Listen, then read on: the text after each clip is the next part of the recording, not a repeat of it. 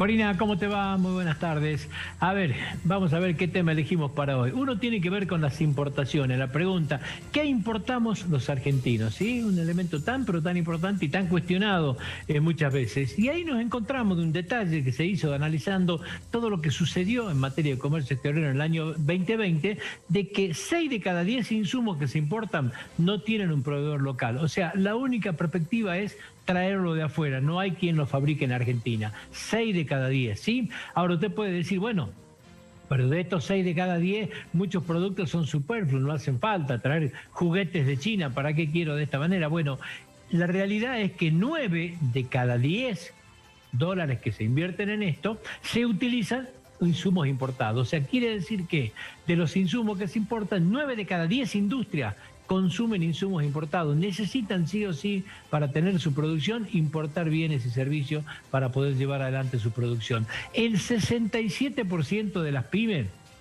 necesitan sí o sí proveedores del exterior. Esto quiere decir que 2 de cada 3 pymes necesitan tener proveedores de fuera del país. Esto habla a las claras de la imperiosa necesidad de importar para poder seguir sosteniendo a la industria y producir. En el 2020, 7.000 millones de dólares fueron importados en bienes de capital. ¿Qué es esto? Maquinarias. ¿Sí? ¿Para qué? Para sostener la industria. 7.000 millones de dólares. 16.700 millones de dólares del 2020 fueron para bienes intermedios. ¿Qué es esto? Son los insumos para poder utilizar en las maquinarias, las importadas y las existentes.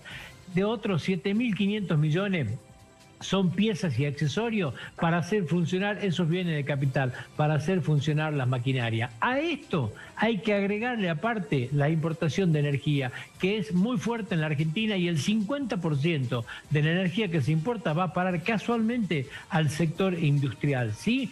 Con estos valores que estamos hablando, nos encontramos que 77 dólares de cada 100 que se gastan en importación están destinados a la producción, están destinados a la industria para mover el país. Bueno, cuando está este debate planteado, ahora entendemos por qué, ¿no es cierto?, cuando tenemos problemas con el abastecimiento de dólares, el Banco Central pone cepo, deja de entregar dólares para importarlos, se demora lo mismo, se retrasa, ¿no es cierto?, la economía. Por eso dicen, se frena la economía. Parar las importaciones es poner un freno en la economía. Las importaciones no son nada más bienes superfluos. La gran mayoría, como le decíamos recién, el 77% está destinado casualmente a mover la industria argentina.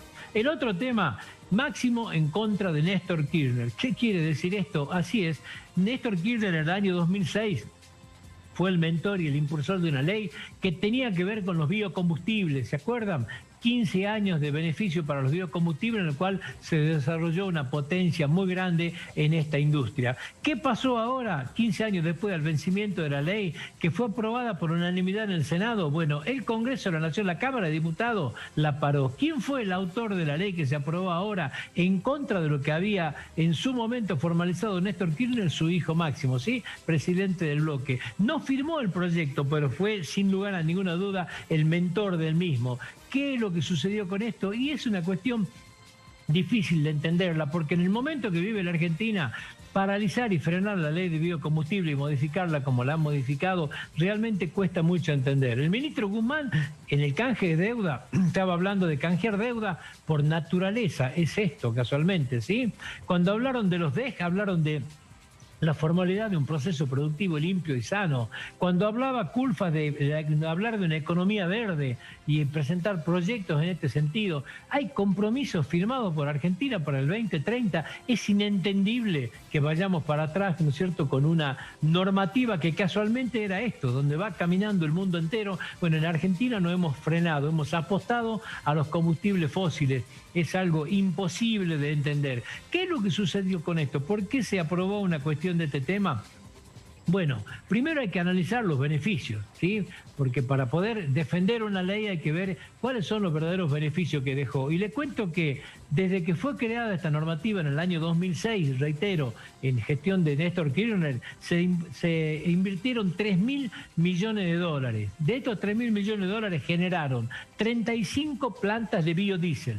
Generaron a su vez 3 plantas de refinación de glicerina, 13 mejoras en las destilerías de caña, estamos hablando de fábricas de alcohol, 6 fábricas de etanol, 10.000 puestos de trabajo, Todo esto se generó durante este proceso de 15 años que se benefició con esta normativa. Y esto se hizo muy al contrario de lo que dicen los defensores de la nueva ley, digamos, de que culpa de esto se dejó de exportar soja por 1.300 millones de dólares, una cifra casi le diría inexistente comparado con los valores que se exportan de soja en el día de hoy. Nada frenó la terrible expansión de la soja, o sea, más allá de haber aplicado gran parte de ella a producir aceite de soja para el biodiesel, nada frenó los récords de exportación de la República Argentina. El otro tema que se utiliza para justificar es la pérdida impositiva, digamos. ¿Por qué? Porque el biodiesel o el bioetanol no pagan el impuesto a los combustibles. ¿Cuánto dejaron de pagar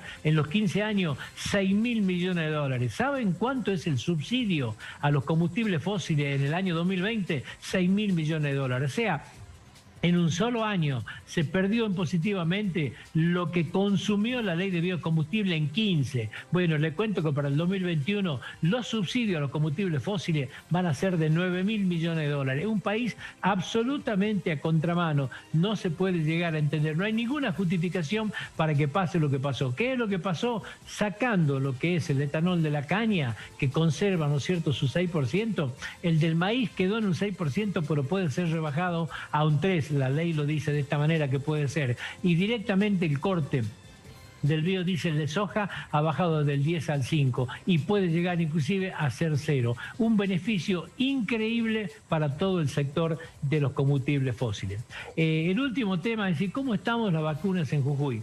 Un análisis que me parece que a esta altura vale la pena hacer. ¿Por qué lo hacemos? Porque claro, cuando hablamos esta mañana nos encontramos que la vacunación del día de ayer fueron 4.483 vacunas, una cifra irrelevante, digamos, muy baja. ¿Cuántas son las vacunas que tiene la provincia de Jujuy en stock? 71.389 números oficiales del vacunatorio, del monitor de vacunación de ayer a las 6 de la tarde. No hay una publicación nueva, ¿sí?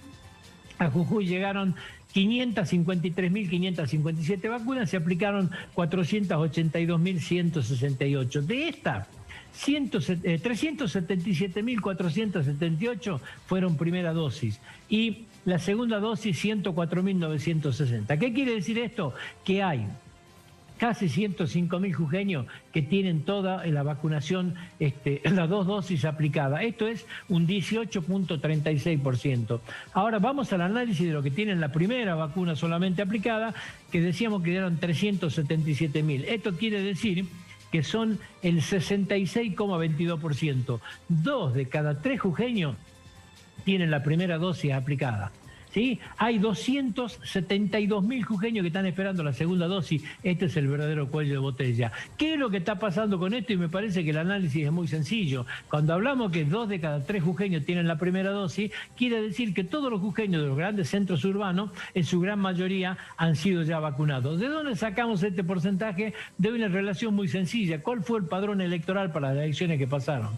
En la integraba, ¿no es cierto?, los mayores de 16 años. Bueno, de 18, perdón, que se podían ampliar en el caso de 16. Bueno, este era de 570.000 jujeños. Por esto sacamos esta proporcionalidad.